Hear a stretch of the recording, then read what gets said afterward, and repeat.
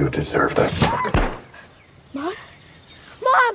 ஒரு சின்ன டவுன்ல ஒரு ஹஸ்பண்ட் ஒய்ஃப் தங்களோட பையன் கூட வாழ்ந்துட்டு வராங்க. ஆனா அந்த ஒய்ஃப் வேலை செய்யற இடத்துல இன்னொருத்தர் கூட அவங்களுக்கு அஃபேர் ஏற்படுது. ஆனா இந்த அஃபேரை நியாயப்படுத்துறதுக்காக அவங்க ஹஸ்பண்ட் மேல தப்பு கண்டுபிடிக்கிறதுக்காக இவங்க 2 பேரும் சேர்ந்து வேலை செய்யும் போது ஒரு ஷாக்கிங்கான விஷயத்த அவங்க கண்டுபிடிக்கிறாங்க. சத்தியமா சொல்றாங்க, அந்த ஹஸ்பண்ட் யாருன்ற விஷயம் தெரிஞ்சா நீங்களே ஷாக் ஆயிடுவீங்க. அந்த அளவுக்கு ஒரு நிமிஷமும் சஸ்பென்ஸோட எடுத்துட்டு போன படம் தான் 2025ஆம் ஆண்டு ரிலீஸ் ஆன ஹாலண்ட். இந்த படத்தை மிஸ் பண்ணிடாதீங்க. ஏன்னா இந்த காலகட்டத்துல நடக்கக்கூடிய கதையை தான் படமா எடுத்திருக்காங்க. நீங்க என்னோட சேனலுக்கு புதுசா இருந்தா மறக்காம சேனலை சப்ஸ்கிரைப் பண்ணிட்டு அப்படியே என்னோட வாய்ஸ் ஓவருக்காக ஒரு லைக்க கொடுத்துருங்க. அதோட இந்த வீடியோவையும் உங்க ஃப்ரெண்ட்ஸ் அண்ட் ஃபேமிலி கூட கண்டிப்பா ஷேர் பண்ணுங்க. வெல்கம் டு வேர்ல்ட் சினிமா இன் தமிழ். நான் உங்கள் தமிழ் நண்பன். இப்போ வாங்க வீடியோக்குள்ள போலாம். படம் ஹாலண்ட் அப்படின்ற ஊர்ல ஸ்டார்ட் ஆகுது. அங்க இருக்கிற ஒரு சின்ன டவுன்ல டியூலிப் ஃபெஸ்டிவல் அப்படின்னு வருஷம் ஒரு ஃபெஸ்டிவல் நடக்குங்க. அந்த டவுன்ல தான் நம்ம படத்தோட ஹீரோயின் நான்சி வான் க்ரூட் அப்படின்றவங்கள காட்டுறாங்க. ஒரு நாள் அவ தன்னோட காணாம போன ஒரு கம்மலை தன்னோட வீட்டுல தேடிட்டு இருக்கிறா. சோ இதனால அவ அந்த வீட்டுல வேலை செய்யற நானி தான் அந்த கம்மலை திருடி இருப்பான்னு நினைச்சுக்கிட்டு அவளை உட்கார வச்சுக்கிட்டு கேள்வியா கேட்டுட்டு இருக்கா. ஆனா அந்த நானிக்கு ஒண்ணுமே புரியலங்க. நான்சி ஏதோ ஒண்ணு கேக்குறான்னு நினைச்சுக்கிட்டு நீங்க ஃப்ரிட்ஜ்ல வச்சிருந்த சாப்பாடை நான் தான் சாப்பிட்டேன் அப்படின்னு சொல்லி ஒத்துக்கிறா. அப்ப நான்சி அந்த பொண்ணு பாக்குற மாதிரி தன்னோட காதை காமிச்சு நீ வேற ஒண்ணு திருடி இருக்க அப்படின்னு சொல்லி செய்கையில சொல்றாங்க. ஆனா அந்த பொண்ணுக்கு அப்போ கூட அது புரியல. இதுல கடுப்பான நான்சி அந்த பொண்ணை வேலையை விட்டு தூக்கிடவே அந்த பொண்ணுக்கும் என்ன நடந்துச்சுன்னே புரியலங்க. பாவம் அந்த பொண்ணு வீட்டுல இருந்து போகும்போது நான்சியோட பையன் ஹாரி அவங்க என் கூட ரொம்ப க்ளோஸா இருந்தாங்க, அவங்களே வேலையை விட்டு அனுப்பிச்சிட்டீங்களான்னு சொல்லிட்டு அவங்க அம்மா மேல கோவப்படுறான். இதனால அந்த பையன் கோவமா அவங்க அப்பா ஃப்ரெட்டுக்கு போன் பண்றாங்க. அவர் ஒரு ஐ ஸ்பெஷலிஸ்டா வேலை செஞ்சுட்டு இருக்காரு. பையனும் அப்பா கிட்ட அம்மாவை பத்தி கோவமா கம்ப்ளைண்ட் பண்ணிட்டு இருக்கான். அதுக்கு அப்பா பரவாயில்ல நான் வீட்டுக்கு வந்தோன்னு பேசிக்கலாம் அப்படின்னு சொல்றாரு. அன்னைக்கு சாயங்காலம் ஃப்ரெட் வேலையில இருந்து வீட்டுக்கு வந்து தன்னோட மகனை அவரோட ஒர்க் ஷாப்புக்கு கூட்டிட்டு போறாரு. ஃப்ரெட்டுக்கு ஒரு ஹாபி இருக்குங்க. அவரு தன்னோட ஒர்க் ஷாப்ல அந்த டவுன் ஹாலாண்ட ஒரு மினியேச்சர் வெர்ஷனா ரொம்ப தத்ரூபமா உருவாக்கி இருக்காரு. அவரும் அந்த மினியேச்சர்ல வேலை பார்த்துக்கிட்டே அவர் பையன் கிட்ட இதுக்கெல்லாம் கோவப்படாத, லேடிஸ் எப்பவுமே இப்படிதான் எல்லா விஷயத்துக்கும் ஓவர் ரியாக்ஷன் பண்ணுவாங்க, சோ நீயும் உங்க அம்மா மேல கோவப்படாத எல்லாம் மாறிடும் சொன்ன உடனே அந்த பையனும் சரின்னு தலையாடுறான். நைட் அந்த ஃபேமிலி டின்னர் சாப்பிட்டு இருக்கும்போது நான்சி தன்னோட காணாம போன கம்மலை பத்தி பேசும்போது அவர் அதுல ரொம்ப இன்ட்ரெஸ்ட் எல்லாம் காட்டுற மாதிரி தெரியல. அப்போ ஃப்ரெட் நான்சி கிட்ட பிராங்கன்மோர்த் அப்படின்ற ஒரு ஊருக்கு ஒரு ஒர்க் கான்ஃபரன்ஸுக்காக நான் போகணும் அப்படின்னு சொல்லும்போது நான்சி அதை கேட்டு சந்தோஷப்படுறதுக்கு பதிலா அப்செட் தான் ஆகிறா. அந்த நேரத்துல இந்த பையனும் அவங்க அம்மா கிட்ட அவன் பண்ணதுக்கு மன்னிப்பு கேட்ட உடனே நான்சியும் கொஞ்சமா சிரிக்கிறா. அடுத்த நாள் நமக்கு நான்சியை காட்டும் போது அவ ஹாலண்ட் ஹை ஸ்கூல் அப்படின்ற ஒரு ஸ்கூல்ல டீச்சரா வேலை செஞ்சுட்டு இருக்காங்க. அன்னைக்கு நான்சி தன்னோட கிளாஸ முடிச்சதுக்கு அப்புறம் அவளோட காலிக் டேவ் அப்படின்றவர் கூட பேச ஆரம்பிக்கிறா. அந்த சமயத்துல அவ தன்னோட நானி அந்த கம்மலை திருடின விஷயத்தை பத்தி பேசுறா. அதை கேட்ட டேவும் ரொம்ப ஆச்சரியமா எதுக்கு ஒருத்தங்க ஒரே ஒரு கம்மலை மட்டும் திருடுவாங்க அப்படின்னு சொல்லி கேட்டுட்டு இருக்காரு. ஆனா நான்சி அந்த கான்வர்சேஷனை அப்படியே ஷிஃப்ட் பண்ணி அவளோட ஹஸ்பண்டோட கான்ஃபரன்ஸ பத்தி பேச ஆரம்பிக்கிறா. டேவ் அந்த வாரத்துல நான்சியோட ஹஸ்பண்ட் கிட்ட ஒரு அப்பாயின்மெண்ட் வாங்கியிருக்காரு போல, அவர் எப்போ வீட்டுக்கு வருவாரு அப்படின்னு சொல்லி கேட்டுட்டு இருக்காரு. ஆனா நான்சி டேவ் கிட்ட ரொம்ப ஃபிளர்ட் பண்ற மாதிரி தாங்க பேசிட்டு இருக்கா. You look cute in glasses. You look like a professor. Thank you.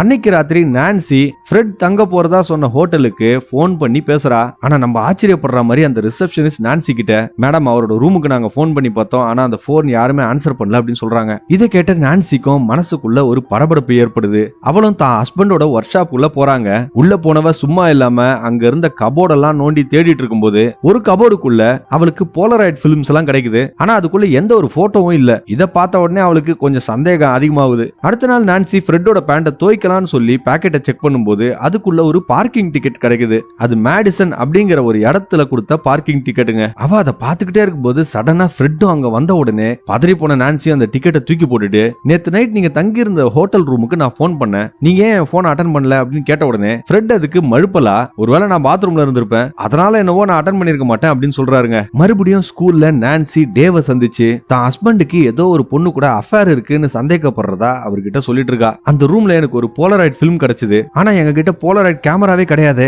அது மட்டும் இல்லாம அவரு மேடிசன் போயிருக்காரு, ஆனா என்கிட்ட சொன்ன இடம் வேற அப்படின்னு சொல்றா. இதை கேட்ட அந்த ஆள் டேவும் கொஞ்சம் ஷாக் ஆகுறாரு. ஏன்னா எப்படி நான்சி மாதிரி ஒரு அழகான பொண்டாட்டியை ஏமாத்துறதுக்கு மனசு வரும் அப்படிங்கறத அந்த ஆளுக்கே அதிர்ச்சி. நாட்கள் செல்ல செல்ல நான்சிக்கு சந்தேகம் அதிகமாகிறதுனால அவளால எந்த ஒரு வேலையிலுமே போக்கஸ் பண்ண முடியல. இப்போ விஷயம் இன்னொரு டர்ன் எடுக்குது. எப்போனா ஃப்ரெட் நான்சி கிட்ட 3 நாள் ஒர்க் ட்ரிப் போறதா சொல்றாரு. ஆனா நான்சி கிட்ட எந்த ஒரு சாலிடான ப்ரூஃபும் இல்லாதனால அந்த சமயத்துல அவ எதுவுமே சொல்லாம அமைதியா தான் இருக்கா. அடுத்த நாள் அவ டேவ ஒரு ரெஸ்டாரண்ட்ல மீட் பண்ணி ஒரு பைத்தியகாரத்தனமான ஐடியாவை சொல்றாங்க. அவ தன்னோட ஹஸ்பண்டோட ஆபீஸ்க்குள்ள பூந்து அதுல ஏதாவது எவிடன்ஸ் கிடைக்குமான்னு பார்க்க போறேன்னு சொல்றாங்க. அவ கண்டிப்பா அந்த போலராய்ட் பிக்சர்ஸ் அவரோட ஆபீஸ்ல தான் இருக்கும், அதை நான் கண்டுபிடிச்சே தீர்வேன் அப்படின்னு சொல்லிட்டு இருக்காங்க. டேவும் அந்த கிளினிக்கு ஐ செக்அப் போக போறதுனால அந்த கிளினிக் உள்ள நீ போன அப்புறம் பாத்ரூமோட டோரை ஓபன் பண்ணியே வெயி, அப்பதான் நான் உள்ள போறது கரெக்டா இருக்கும் அப்படின்னு சொல்லிட்டு இருக்கா. ஆரம்பத்துல டேவ் அந்த ஐடியாவுக்கு ஒத்துக்காம தான் இருக்காரு. ஆனா நான்சி டேவோட கையை பிடிச்சி பேச ஆரம்பிச்ச உடனே அந்த ஆளா அதை செய்யறேன்னு சொல்லி ஒத்துக்கிறாருங்க. அன்னைக்கு ஈவினிங் நான்சி தன்னோட ஹஸ்பண்ட் கிட்ட தன்னோட ஃப்ரெண்ட் குவென் கூட வெளியே போக போறதா சொல்றா. ஃப்ரெண்டும் அதை கேட்டுட்டு சரின்னு சொல்லி தலையாட்டிடுறாரு. அந்த சீன் கட் ஆகி இப்போ ஃப்ரைடே ஆஃப்டர்நூனை காட்டுறாங்க. டேவோட ஐ செக்அப் அப்பாயின்மெண்ட்டும் வருது. ஃப்ரெட் டேவோட கண்ணை செக் பண்ணிட்டு இருக்கும்போது அவர் கொஞ்சம் கேஷுவலா உங்களோட இன்சூரன்ஸ் கார்டை பார்த்தேன், ஹாலண்ட் ஹை ஸ்கூல் தான் உங்க இன்சூரன்ஸை கவர் பண்ணது போல அப்படின்னு சொல்றாரு. என் ஒய்ஃபும் அங்கதான் வேலை செய்யறாங்க, அப்படின்னா கண்டிப்பா உங்களுக்கு என் ஒய்ஃபை தெரிஞ்சிருக்கும் அப்படின்னு சொன்ன உடனே டேவ் கொஞ்சம் நர்வஸ் ஆகி இல்ல நான் ஊருக்கு புதுசு, யாரையும் எனக்கு தெரியாது அப்படின்னு சொல்றாரு. டெஸ்ட் எல்லாம் முடிஞ்ச அப்புறம் டேவ் பாத்ரூம்குள்ள போய் அந்த பாத்ரூம் விண்டோவை திறந்து வச்சிடறாரு. ஆனா யாரும் அந்த பாத்ரூம்க்கு வரத்துக்கு கதவு தட்டிக்கிட்டே இருக்காங்க. வெளியே திறந்து பார்த்தா ஒரு போலீஸ்காரன் நின்னுட்டு இருக்காங்க. அதை பார்த்துட்டு டேவும் பதறி போய் அங்க இருந்து கிளம்புறாரு. எந்த அளவுக்கு பதட்டப்படுறாருன்னா அடுத்த டெஸ்ட்டுக்கு எப்போ வரணும் அந்த கிளினிக்ல கேட்காம வேக வேகமா வெளியே போயிடுறாரு. சில நேரம் கழிச்சு டேவும் நான்சியை மீட் பண்ணும்போது அவரு இன்னைக்கு நைட் அவங்க செய்ய போற வேலைக்கு சம்மதிக்க மறுக்கிறாரு. அதுக்கு காரணமா இன்னைக்கு நைட் எனக்கு ஒரு டேட் இருக்குன்னு வேற சொல்றாருங்க. இதை கேட்டு நான்சியும் கொஞ்சம் ஹர்ட் ஆயிடுறா. நான்சி ஹர்ட் ஆனதை பார்த்த உடனே டேவுக்கு மனசு கேட்காம சரி சரி இன்னைக்கு நைட் அந்த பிளானை எக்ஸிக்யூட் பண்ணலாம் அப்படின்னு ஒத்துக்கிறாரு. அவங்க ரெண்டு பேருக்குள்ள இருந்த கான்வர்சேஷன் கொஞ்சம் கொஞ்சமா எல்லை மீறி கிஸ் பண்ணிக்கிறாங்க. அன்னைக்கு ராத்திரி ரெண்டு பேரும் ஃப்ரெட்டோட கிளினிக்கு வராங்க. நான்சிய அந்த ஆளு திறந்து வச்சு அந்த ஜன்னல் வழியா உள்ள அனுப்பிச்சிட்டு வெளியில இருந்து காவல் காக்கிறதுக்காக அந்த காருக்குள்ளேயே வெயிட் பண்ணிட்டு இருக்காரு. இன்னொரு பக்கம் ஃப்ரெட்டை காட்டும் போது அவர் தன்னோட மகன் ஹாரி கூட ஒரு ரெஸ்டாரண்ட்ல இருக்கும்போது அவருக்கு குவென் கிட்ட இருந்து ஒரு மெசேஜ் வருதுங்க. அவங்க தன்னோட மகன் கண்ணுல இருந்த கான்டாக்ட் லென்ஸ் வெளியே வராதனால கொஞ்சம் அர்ஜென்ட்டா உங்க கிளினிக்கு வந்துட்டு இருக்கோம், எங்களுக்கு ஹெல்ப் பண்ணு அப்படின்னு சொல்லி கேக்குறாங்க. ஃப்ரெட்டும் சரி ஓகேன்னு சம்மதிச்சுட்டு நான் அந்த கிளினிக்கு வந்துடுறேன் அப்படின்னு சொல்றாரு. நான்சியும் அந்த கிளினிக்ல எல்லாத்தையும் தேடிக்கிட்டு ஒரு லாக்கரை ஓபன் பண்றாங்க. அதுக்குள்ள இருந்த ஒரு என்வலப்ல நிறைய கிரெடிட் கார்ட்ஸ் இருக்கு. வெளியே டேவ் கார்ல உட்கார்ந்துகிட்டு இருக்கும்போது அந்த இடத்துக்கு ஃப்ரெட்டும் குவென்னும் வந்துட்டதா அவர் பார்த்து அதிர்ச்சி ஆயிடுறாரு. உடனே அவரு நான்சிக்கு போன் பண்ணும்போது அப்போதான் நான்சி ஒரு போலோகிராஃப் போட்டோ ஆல்பத்தை பார்த்துட்டு இருக்கா. அந்த போட்டோஸ்ல ஒரு மாதிரி வித்தியாசமான வீடுங்களா இருக்குங்க. ஒரு போட்டோல ஒரு லேடி நிக்கிற மாதிரி இருக்கு. அதுக்கு பின்னாடி பிளானி குயின் அப்படின்னு சொல்லிட்டு ஒரு சைன் போட்டிருக்கு. அவ இன்னும் ஆழமா தேடுறதுக்கு முன்னாடி டேவ் நான்சிய உடனே வெளியே வா அப்படின்னு சொல்லிட்டு வற்புறுத்துறாருங்க. நான்சி அங்க இருந்து தப்பிக்கும் போது வெளியே ஃப்ரெட்டோட வாய்ஸ் கேட்டு அவ அதிர்ச்சி ஆயிடுறா. இருந்தாலும் அவ எப்படியோ அந்த கிளினிக்கோட விண்டோ வழியா வெளியே போயிடுறா. ஃப்ரெட் அந்த லேடி குவென்னோட பையன் கண்ணுல இருந்த கான்டாக்ட் லென்ஸ் எடுத்துட்டு அவரு கொஞ்சம் கேஷுவலா குவென்னை பார்த்து நான்சியோட நீ போன சர்ப்ரைஸ் ட்ரிப் எப்படி இருக்கு அப்படின்னு சொல்லி கேக்குறாருங்க. அதை கேட்டு அந்த லேடி அதிர்ச்சி ஆகி நான்சியை நானும் ட்ரிப் போனோமா அப்படிலாம் எதுவும் நடக்கலையே அப்படின்னு சொன்ன உடனே அதை கேட்டு ஃப்ரெட் ஒரு நிமிஷம் ஷாக் ஆகி போயிடுறாரு. இன்னொரு பக்கம் நான்சியும் டேவும் காருக்குள்ளேயே இன்டிமேட்டா இருக்க ஆரம்பிக்கிறாங்க. ஃப்ரெட்டும் தன்னோட ஆபீஸ்க்குள்ள போகும்போது தரையில தன்னோட ஒய்ஃபுக்கு சொந்தமான ஒரு ஜுவல்லரி இருக்கிறத பார்த்து அந்த ஆள் அதிர்ச்சி ஆயிடுறாருங்க. அடுத்த நாள் நான்சி ஃப்ரெட்டோட கிரெடிட் கார்டு கம்பெனிக்கு போன் பண்ணி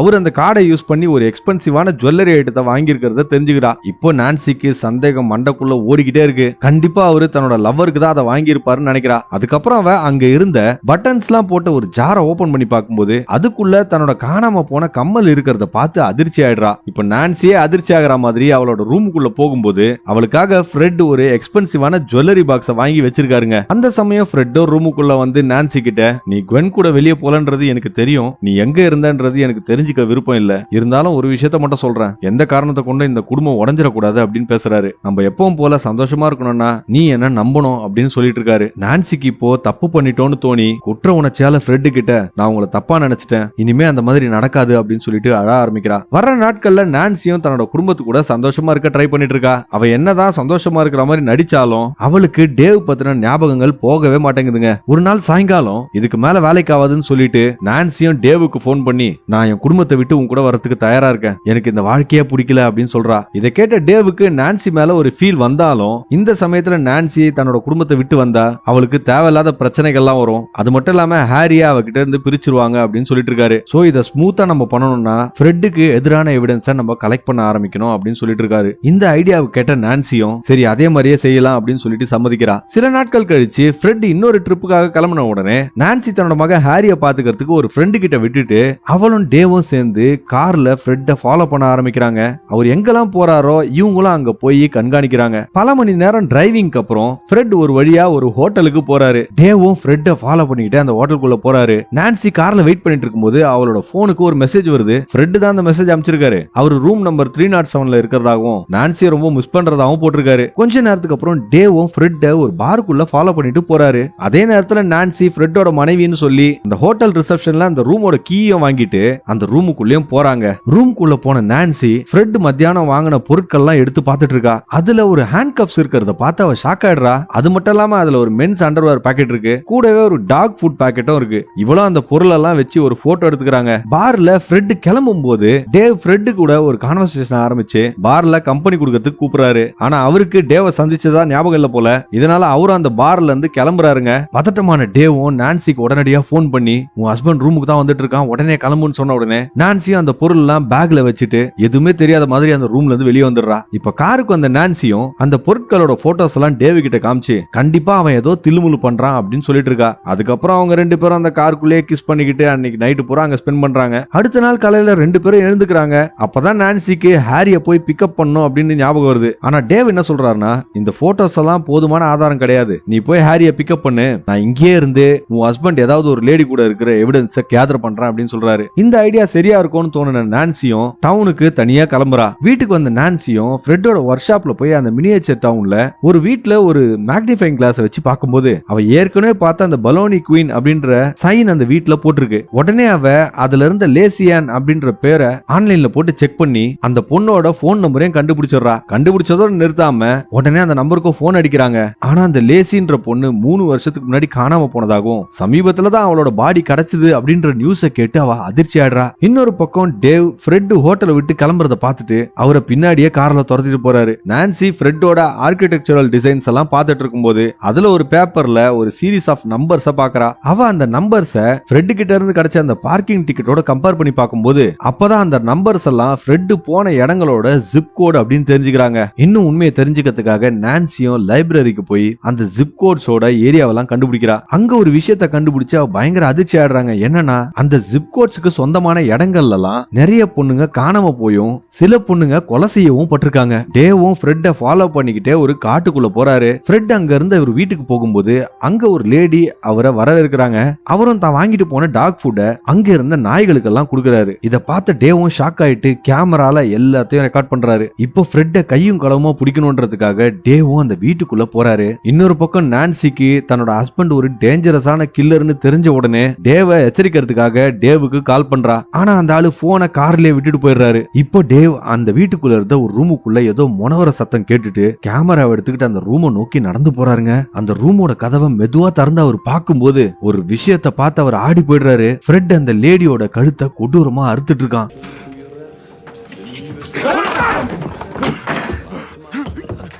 இப்ப அவங்க ரெண்டு பேருக்குள்ள ஒரு கைகலப்பு நடக்கும்போது ஃப்ரெட் டேவோட கழுத்தை நெரிச்சு கொல்ல பாக்குறாரு. ஆனா டேவ் கத்தி எடுத்து ஃப்ரெட்டை குத்திட்டு அங்க இருந்து ஓட ஆரம்பிக்கிறாரு. என்னதான் கத்தி குத்து வாங்கினாலும் ஃப்ரெட் நிக்கிற மாதிரி தெரியலங்க. அவர் ஓடி போய் டேவை பிடிக்கும் போது ரெண்டு பேரும் சேர்ந்து ஒரு ஜன்னலை உடைச்சிக்கிட்டு வெளியே போய் விடுறாங்க. இப்ப ஃப்ரெட் எழுந்து டேவை பார்த்து சோ உனக்கு என் வைஃப் தெரியும் அப்படின்னு சொல்றாருங்க. கீழே இருந்து எழுந்த டேவும் ஃப்ரெட்டை பார்த்துட்டு என்ன மன்னிச்சிருன்னு சொல்லிட்டு அங்க இருந்து போறாரு. ஆனா அப்பவும் ஃப்ரெட் விடுற மாதிரி தெரியல. டேவ் அந்த லேக்ல இருந்த ஒரு போட் எடுத்துக்கிட்டு எஸ்கேப் ஆக ட்ரை பண்ணும்போது ஃப்ரெட் வந்து டேவை தாக்க ஆரம்பிக்கிறாரு. அந்த சமயத்துல டேவ் ஃப்ரெட் வயித்துல குத்தி இருந்த கத்தியை எடுத்த உடனே அந்த ஆளோட வயித்துல இருந்து ரத்தம் நிக்காம வருதுங்க. இதனால ஃப்ரெட்டும் மயக்கமாகி அந்த லேக்குள்ளே விழுந்துடுறாரு. அடுத்த நாள் டேவ் ஹாலண்டுக்கு வந்து நான்சியை சந்திக்கும் போது நான்சி தன்னோட ஹஸ்பண்ட பத்தி கண்டுபிடிச்ச உண்மையெல்லாம் சொல்லிட்டு இருக்கா. டேவோ நான்சி சொல்றத கன்ஃபார்ம் பண்ணிட்டு ஆனா நீ கவலைப்படாத, உன் புருஷன் கண்டிப்பா திருப்பி வரமாட்டான், நான் அவனை எடுத்த போட்டோஸ் எல்லாம் காமிச்சு அவனை இனிமே நம்ம வாழ்க்கையில குறுக்கவே வரக்கூடாதுன்னு சொல்லி துரத்தி விட்டுட்டேன் அப்படின்னு சொல்றாரு. அதுக்கப்புறம் டேவ் நான்சி கிட்ட நம்ம உடனே இந்த டவுனை விட்டு கிளம்பி ஆகணும் அப்படின்னு சொன்ன உடனே நான்சி அதுக்கு